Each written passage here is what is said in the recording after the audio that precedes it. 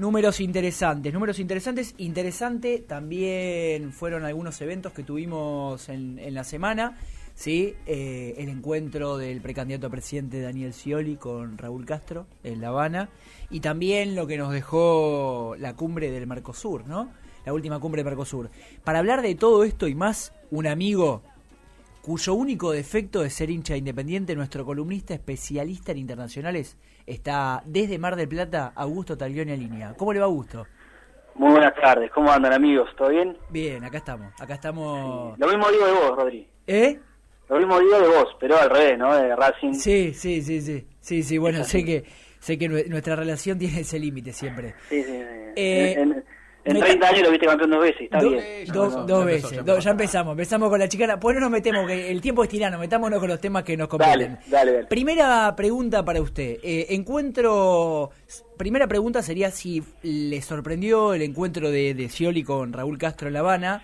Y más interesante que eso, también en el marco de este encuentro, una semana de la reapertura, o 10 días de la reapertura de la embajada cubana en Washington, sí, y la reapertura de las relaciones diplomáticas.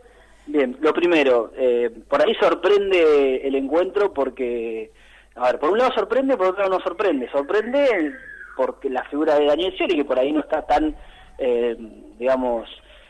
involucrada, por decirlo de alguna manera, con cuestiones simbólicas de América Latina como la Revolución Cubana, pero también no sorprende en el sentido de que Argentina lleva relaciones diplomáticas con Cuba hace muchos años, y que en estos 12 años la hermandad con el pueblo cubano y con el gobierno de Fidel y de Raúl Castro ha sido más que en crecimiento, con lo cual, digamos, tiene algunas cuestiones por ahí de sorpresa, y algunos por ahí no se esperaban que Scioli se saque una foto con Raúl Castro y haya estado en la portada de Cuba Debate, ¿no? Una cosa por ahí un poco extraña por a la hora de analizar de dónde viene Scioli, pero me parece que Scioli también, más allá de su particularidad y de su estilo, es parte de un dispositivo mucho más grande que lo excede, que lo supera, que es el Frente para la Victoria, y este proyecto político que lo que ha hecho es construir lazos de hermandad, no solamente por una cuestión de diplomacia, sino por una cuestión de reivindicación histórica, ¿no? De la Revolución Cubana y los valores de la Revolución Cubana, con lo cual puede sorprender en una parte, pero en otra parte no. En relación a lo que ha sido esta reapertura de las embajadas, primero en Washington, ¿no? de Cuba, y ahora en septiembre será la de Estados Unidos en La Habana, sí, es parte de un largo proceso que me parece que es histórico, que es importante y que tiene algunos puntos muy sensibles para discutir. Está claro que a Cuba le sirve muchísimo esta normalización de las relaciones, primero que nada porque se necesita para su economía, digamos, el levante del bloqueo, ¿no? El bloqueo comercial, sí, porque le ha generado muchas pérdidas y le ha generado muchos dolores de cabeza en su economía, con lo cual me parece que es histórico y está bueno, pero también lo dijeron ellos mismos, Bruno Rodríguez, el canciller cubano, y John Kerry lo han dicho, es un proceso que puede llevar años también, porque el bloqueo lo tiene que terminar votando, el levantamiento del bloqueo tiene que terminar votando el Congreso, que tiene mayoría republicana, y no son los republicanos muy amigos de la idea de normalizar las relaciones con Cuba, con lo cual hay que ver qué es lo que sucede. También hay que decir que detrás de esta normalización hay grandes empresas norteamericanas que ven en Cuba una gran oportunidad de negocios, ¿no? Especialmente en el sector alimentario, dado que Cuba importa el 80% de los alimentos que consume, con lo cual eso puede generar muchos ingresos, y ya el bloqueo no es rentable, digamos, para los sectores empresarios en Estados Unidos. Entonces también tiene que ver eso. Ahora, ¿qué va a pasar? Es importante, hay que celebrarlo, hay que analizarlo y demás, pero es un primer paso de muchos pasos que se pueden llegar a dar. Insisto, sí, claro, el bloqueo es fundamental, levantar el embargo, es parte de la Constitución de Estados Unidos, lo tiene que votar el Congreso. John Kerry se lo pidió esta semana al Congreso, por favor, que se discuta el tema del levantamiento del bloqueo, y los republicanos son mayoría en el Congreso, con lo cual no va a ser una tarea Augusto, fácil. un numerito pequeño, digamos, para poder entender un poco de qué hablamos. ¿Algún número vinculado para entender qué le implica negativamente este bloqueo a Cuba? ¿Cuánta plata pierde? ¿A qué países se está imposibilitado de comerciar o algo que tengas? Mirá, el número exacto de la pérdida, si uno lo hace a lo largo de los años, estos más de 50 años de bloqueo, son miles de millones de dólares. Claro. Son miles de millones de dólares que ha perdido Cuba en todos estos años. Y después lo que ha hecho el bloqueo no es solamente impedir que se comercialice, digamos, con Estados Unidos, sino que lo que ha hecho Estados Unidos es obturar y vetar a todos los países, por ejemplo, de la Unión Europea, de poder llevar adelante cualquier tipo de transacción.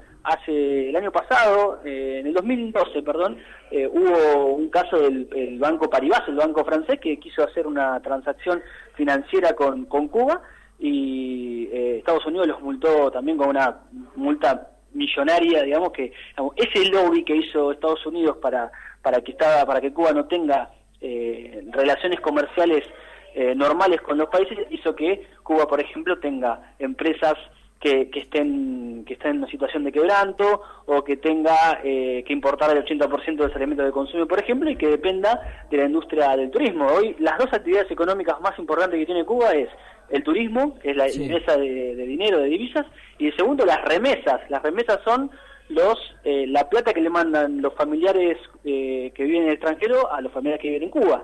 Sí, claro. Que ahora se va a ampliar en esta normalización de las relaciones, con lo cual la economía de Cuba está pasando un momento complicado y está empezando a transitar una idea de tener una economía mixta, ¿no? Y por eso le sirve empezar a tener relaciones con Europa, con América Latina y también con Estados Unidos. Entonces, por eso es un paso bastante es una historia larga la que se viene. También el tema de Guantánamo.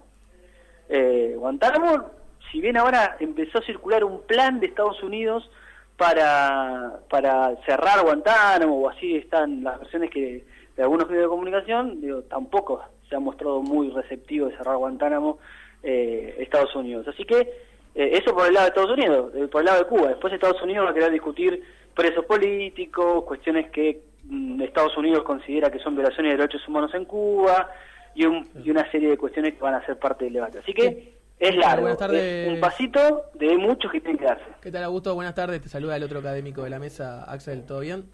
¿Cómo estás? Bien. Todo bien. Te quería hablar de otro tema que también mantuvo bastante en vilo a lo que es el contexto internacional, y que fue la cumbre social que se realizó en Brasilia del Mercosur, y lo que fue la participación del Estado Plurinacional de Bolivia, con el apoyo del presidente pro tempore, que es Brasil, y con casi la ratificación después de los acuerdos que se firmaron con Horacio Cartés entre Bolivia y Paraguay, del otro calificado para aceptar al hermano Estado boliviano.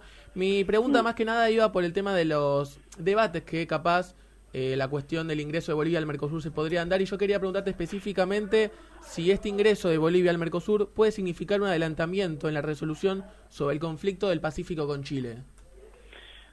No, lejos de eso, porque me parece que el ingreso de Bolivia, al Mercosur es muy positivo, es algo que se viene trabajando hace mucho tiempo, pero no me parece que esto adelante, digamos, la discusión de la soberanía marítima, porque también Chile puede llegar a ingresar al Mercosur, digamos. Y si los países del Mercosur apoyan muy explícitamente este tema, si bien algunos, a ver, para ser más claro, el Mercosur como Mercosur no va a perjudicar las relaciones con Chile para defender explícitamente a Bolivia en cuanto a la salida al mar, porque no le conviene como bloque.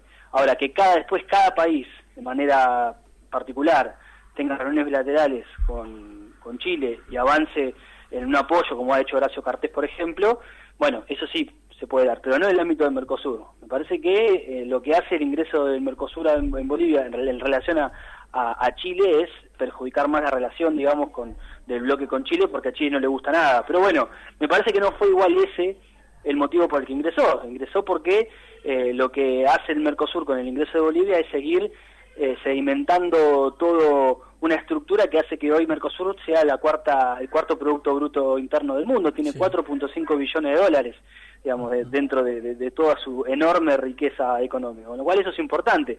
Después, otro tema en el que Bolivia va a jugar muy fuerte, y me parece que en este sentido es importante analizar el ingreso de Bolivia al Mercosur, es el tema de los acuerdos con la Unión Europea, los acuerdos de libre comercio de la Unión Europea, que algunos países del Mercosur están muy apurados por aprobar, ¿sí? Como es el caso de Paraguay, como es el caso de Uruguay, y como es el caso de Brasil, que si bien Brasil fue el impulsor de este acuerdo de libre comercio, para derribar algunas barreras arancelarias y a todo lo que tiene que ver con las importaciones de la Unión Europea, bueno, lo que finalmente hizo Brasil fue esperar a llegar a un nivel de consenso más alto con Argentina. Argentina no mira con buenos ojos el acuerdo de libre comercio, digamos. Es algo que no le conviene a las características de las economías proteccionistas que tienen especialmente Brasil y Argentina como los dos países más fuertes del Mercosur.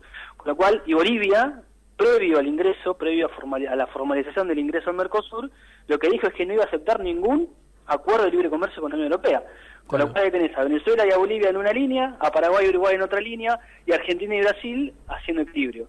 Yo creo que esto en 6 meses se tiene que discutir, y me parece que el ingreso de Bolivia viene a aportar en este sentido, más que en la discusión de la soberanía marítima, que va a terminar resolviéndolo la Corte de la Haya, como lo ha hecho en el caso de Perú, que Chile finalmente respetó el fallo de la Corte de la Haya y le dio una parte de ese territorio que le quitó a Perú en la guerra del Pacífico. Sí, sin duda resulta un aliado estratégico muy importante para Argentina. Yo quería preguntarte también por lo que le aporta a Bolivia en cuanto a lo que provee generalmente como materia energética, como el petróleo y sobre todo el gas, y teniendo en cuenta la caída de los precios de las materias primas que se sufrieron a partir de la crisis del 2008, preguntarte un poco si capaz esta un poco consolidación o fortalecimiento del bloque puede significar capaz en un futuro, y teniendo en cuenta esta caída de los precios, que los países del Mercosur conlleven a una base de sustentación que consolide un bloque industrial, capaz.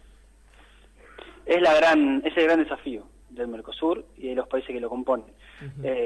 Hoy, recién decía las potencias que tiene el Mercosur en cuanto a desarrollo, más que nada en cuanto a recursos y en cuanto a cantidad de dólares, digamos, de riqueza que en materia económica, digamos, que expresa a nivel mundial, ¿no? Y cómo se puede parar para negociar y comerciar con el mundo. Ahora, la verdad también es que no se ha diversificado la matriz productiva de los países del Mercosur. Es un gran desafío, es una gran materia pendiente. Digamos, Bolivia ha avanzado muchísimo y ha recuperado un recurso estratégico como son los hidrocarburos, y ha logrado, a partir de la renta que le ingresa, poder llevar adelante políticas distributivas. Lo mismo hizo Venezuela.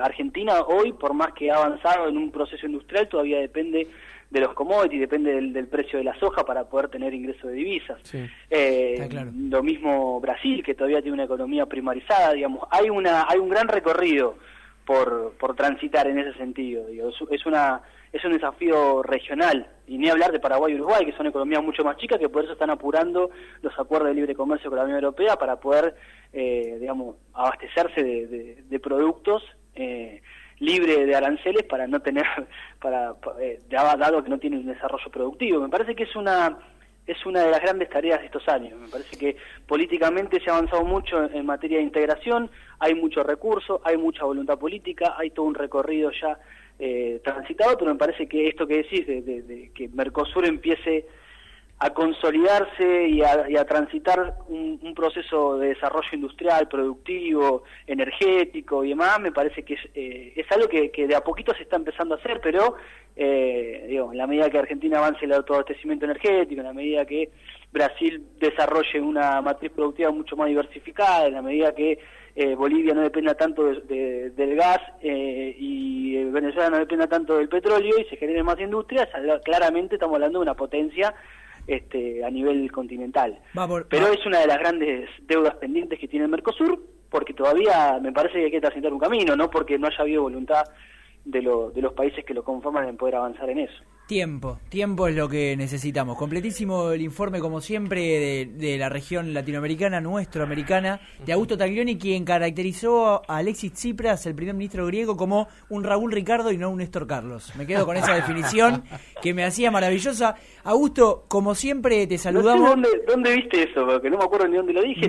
Me lo mandaste en una de nuestras largas conversaciones, que no tenemos tiempo acá para exponer. Tenés razón. Y vos estás ventilando una conversación por WhatsApp. Está bien. Buenísimo. No, pero me gustan esa definición. Mirá, no tenemos ni siquiera la banca. Es momento de saludarlo a Augusto y mandarle un abrazo grande. Gracias por todo. Un abrazo para ustedes, que tengan un gran fin de semana y ya saben que estoy a disposición para lo que necesiten. A disposición, muy bien. Ahí pasaba Augusto Taglioni y nosotros es momento ya de irnos a la tanda.